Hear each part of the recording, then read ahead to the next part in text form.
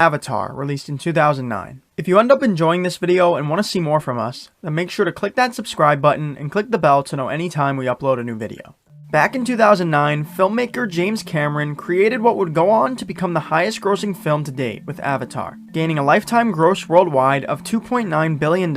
thanks to its incredible use of CGI that really hadn't been seen before, which resulted in it being one of the most visually impressive films in history. Despite the film's incredible success, it still took 13 years for the release of a sequel. But now, in 2022, we'll finally be returning to the world of Pandora in Avatar: The Way of Water, releasing December 16th. So before the release of the new film, we've decided to take a look back at everything that went down in the original, which you should go check out if you haven't already, as it'll be linked in the description. But if you have seen it and are just looking for a quick refresher, then you come to the right place. The movie opens in the year 2148 on the now overpopulated and polluted Earth, over a narration from a man named Jake Sully, a former US Marine paralyzed from the waist down during combat, who expresses his dissatisfaction with life and desire to find something worth fighting for. After a night of drinking, during which he had taken part in a bar fight after witnessing a man strike a woman, he's approached by two agents of the Resources Development Administration, who inform him that his twin brother Tommy was mugged and killed, which they explain has left the significant investment he represented vacant, as Tom was one of the few scientists selected to travel to and research the habitable moon Pandora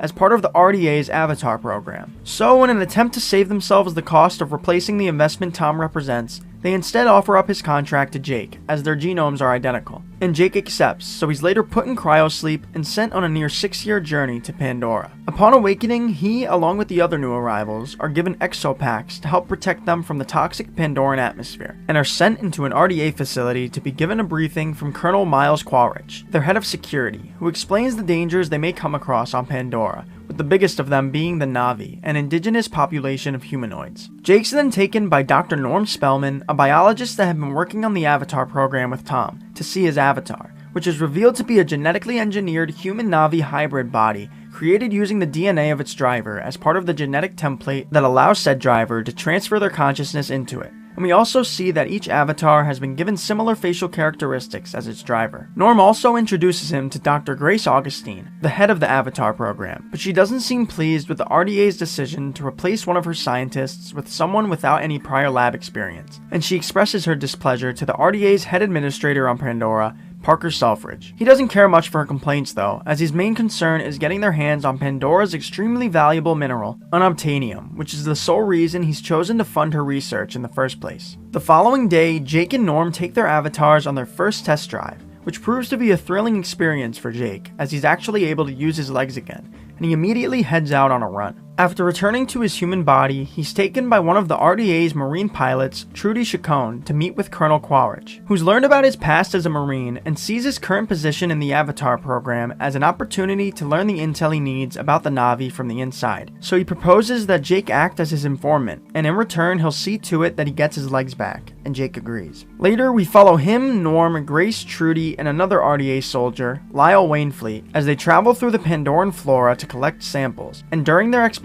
Grace takes them to visit the now abandoned school she had set up to teach the Na'vi English and the ways of humanity. But she quickly decides to exit after Jake notices and points out previously imprinted bullet holes in the wall. She and Norm then begin collecting the data they need, and as they do that, Jake wanders into an encounter with a group of Hammerhead Titan others, which he's instructed by Grace not to shoot nor run away from, and to just stand his ground. And this appears to work as they begin backing away. But it's soon revealed that there's another terrifying creature behind him, known as a Thanator, which forces him on the run, and in order to avoid death, he ends up having to jump off a cliff into the river below. Grace and the others attempt to search for him from above in their aircraft, but they're unable to locate him and are forced to leave as the night approaches. So Jake's left to fend for himself overnight, and he nearly doesn't succeed, as he's soon attacked by a pack of viper wolves. But fortunately, he's saved by a Na'vi woman named Natiri, who had discovered him there earlier and was prepared to kill him with her bow, but chose not to after a wood sprite, a pure spirit from their sacred tree, the Tree of Souls, landed on the tip of her arrow, which she took as a sign from Awa, the godlike spirit of the forest, that his life may be important. Being forced to kill the creatures frustrates her though, and she demands he not follow her, as she knows he's what the Na'vi call a dreamwalker sent from the Sky People. But he still continues following her anyway, and while doing so, is once again seemingly chosen by the seeds of the sacred tree. So she decides to bring him to her people and introduce him to the leaders of the Omaticaya clan, Atu Khan the clan leader, and Moat the Sahik, or spiritual leader, who also happen to be Neytiri's parents. To gain their favor, Jake convinces them that he's a warrior dreamwalker, seeking to learn their ways,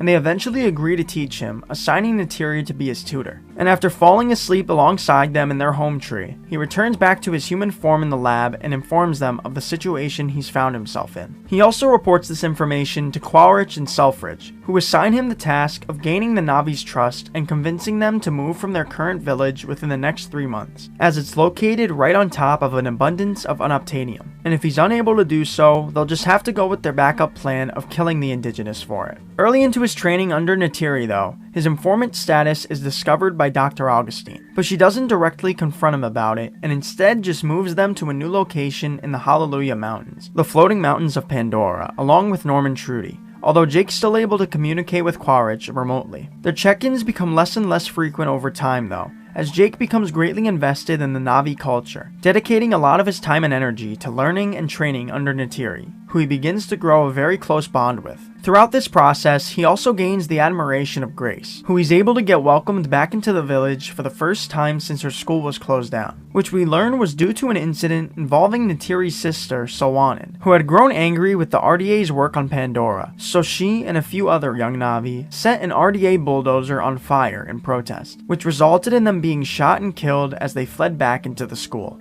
with Solwanen being shot right in front of her sister. Despite this upsetting history, Jake and Grace are able to continue regaining their favor now, and soon Jake is deemed ready to take part in the ritual of Ichneumaya, a test every young hunter has to pass, in which you climb the path to the Banshee's nest and learn to control and form a Sahelu or neural connection with one of the aerial creatures, which Jake ultimately manages to do to the excitement of Neytiri and the shock and displeasure of the increasingly jealous Sute, the next warrior in line to become clan leader and who's supposed to be mated with Neytiri, as she's the next in line to assume the role of Sahik. Now, having chosen his own Banshee, Jake heads out aerial hunting with Neytiri, but the two are soon interrupted and attacked by an even greater aerial predator, a great Leonopteryx, known to the Navi as Taruk, which they narrowly manage to avoid, and later that night, Neytiri explains the creature's significance, informing Jake of her great-great-grandfather, who was only one of 5 Taruk Maktos in their history, a Navi individual who successfully managed to ride a great Leonopteryx, and she further explains the impact they had on bringing the tribes together in a time of crisis. By this point, Jake has reached the end of the 3 months he'd originally agreed upon with Quaritch,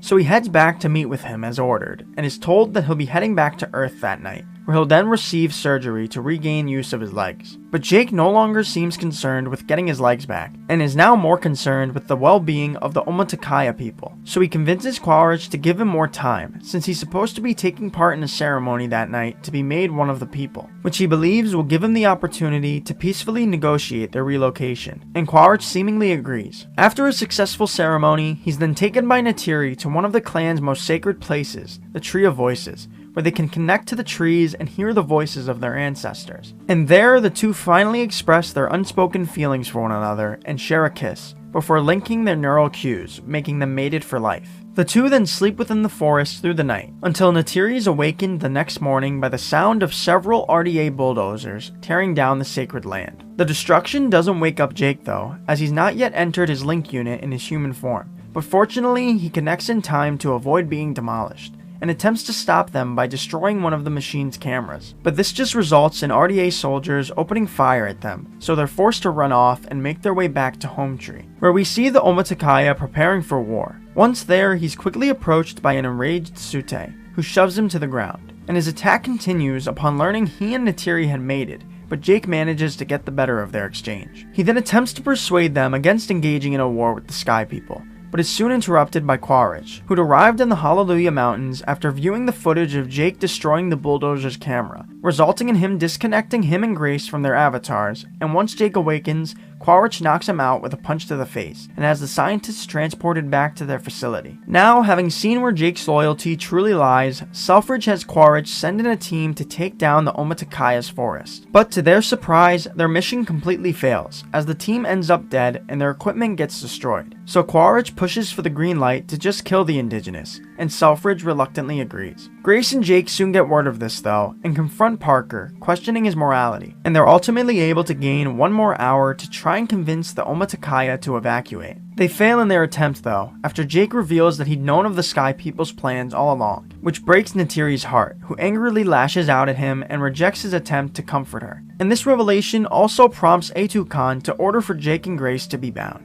But immediately after they're tied up, Quaritch and a large strike force come flying in and begin driving the people out of Home Tree with gas rounds, before quickly switching to explosives that leave it engulfed in flames. Amid the destruction, a desperate Moat releases Jake and Grace from their bindings, and begs they help save her people. But there's not much left they can do, as Quaritch's strike force begins firing missiles at the tree's roots that send it crashing to the ground, and its destruction kills many of their people, including Atukan, who's found impaled by a piece of debris by Neytiri, who he gifts his bow and tells to defend the clan before dying from his wound. With their mission failed and the home tree destroyed, Jake and Grace are once again forced out of their avatars and are subsequently locked up along with Norm. But they don't stay in prison for long, as they eventually receive help from Trudy and a fellow scientist, Dr. Max Patel, who help release them from their cell before bringing them onto one of the RDA's ships, although Max stays behind so they can have someone they trust on the inside. As they're making their escape though, they're discovered by Quaritch, who opens fire on them and lands a shot that severely wounds Grace as they fly off. Still, they manage to make it to the Hallelujah Mountains and attach their base containing the link units to their aircraft before flying to and landing near the Tree of Souls, where the remaining Omaticaya have fled for safety.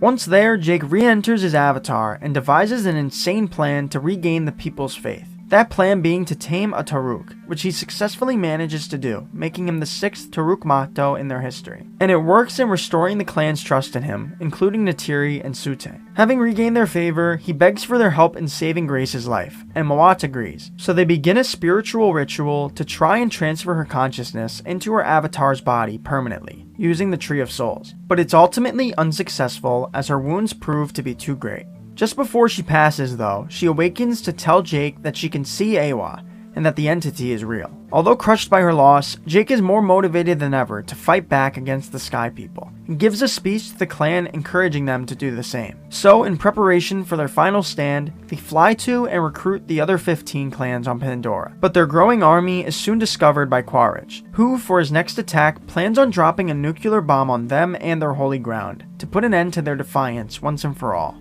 After learning of these plans from Max, Jake heads to the Tree of Souls in an attempt to appeal to Awa and gain her protection in battle, which takes place the following day, with Quaritch and his warships battling Na'vi warriors led by Jake, Neytiri, and Sute in the sky, while the remaining Na'vi forces, including Norm, come riding in on their dire horses to take on the RDA soldiers on the ground, some of whom enter in giant amp suits. Even with their added warriors though, it appears they still don't have enough firepower to defeat Quaritch and his forces, who begin to take out some of the Na'vi's most valuable troops, including Trudy, who's killed by a missile sent from Quaritch's aircraft, Norm, whose avatar is shot dead on the ground, although fortunately his human form survives, and Sute, who's impaled and sent plummeting to the ground following his failed attempt to take down the ships containing the bombs. Neytiri is also taken out of the sky following a fatal shot to her Banshee, and with the RDA soldiers slowly approaching her, she prepares to take them all on, knowing she'll likely die trying, despite Jake's orders to fall back. But just then, they recognize movement in the distance coming their way, which turns out to be the native wildlife of Pandora, joining the fight alongside the Na'vi. Jake, Awa has heard you. Awa has heard you! And now, with the help of Pandora's wildlife, the Na'vi are able to gain control of the battle, with the RDA's ground and aerial troops either being killed or forced to fall back. So Quaritch orders for the explosives to be dropped onto the Tree of Souls, but their attempt is thwarted by Jake, who comes flying down onto the aircraft containing the explosives and tosses a grenade to send it crashing towards the ground, before then also taking down Quaritch's warship, but he manages to escape its destruction in an amp suit. Enraged, Quaritch begins making his way towards their base containing Jake's link unit, and prepares to destroy it. But his attempt is once again thwarted, this time by Neytiri, who comes riding in on a Thanator. In her attack, she's able to destroy his autocannon, but he ultimately comes out on top after landing multiple stabs to the creature's abdomen and killing it, leaving Neytiri trapped under its lifeless body, who he then goes to kill as well, but before he can, he's interrupted by Jake, and the two have a back and forth brawl, during which Quaritch still manages to make his way to and break into their base, allowing the toxic Pandoran air to begin suffocating Jake's human form, which in turn allows him in his Na'vi form to be caught in Quaritch's clutches. But just before Quaritch can slash his throat, Neytiri makes it out from under the Thanator and launches 2 arrows straight through his chest, killing him. Jake, though, is still on the brink of death, as he's forced out of his avatar and ultimately falls unconscious from the Pandoran air, just before he can put on one of their exopacks. But fortunately, Neytiri realizes what's happening and makes her way over to their base, where she finds Jake and places one of the exopacks onto him, which works in resuscitating him. He then re-enters his avatar, and the two track down a dying Sute, who in his last moments gives Jake the title of clan leader and asks that he be the one to end his suffering, to which Jake reluctantly agrees and remorsefully euthanizes him. Although many lives were lost, the Na'vi were able to come out on top in their war against the Sky People, forcing the RDA to put an end to their operation on Pandora and head back to Earth, with only a few being chosen to stay. And we later see Jake saying goodbye to their lab in a final video log, in which he reveals he'll not be returning there again. And we later see why, as he's seen taking part in a ritual to transfer his consciousness into his avatar permanently, truly making him one of the people. And that was our full recap of James Cameron's Avatar. If you enjoyed the video, make sure to leave a like and subscribe to the channel. And let us know in the comments below what you thought of the film and how excited you are for the sequel.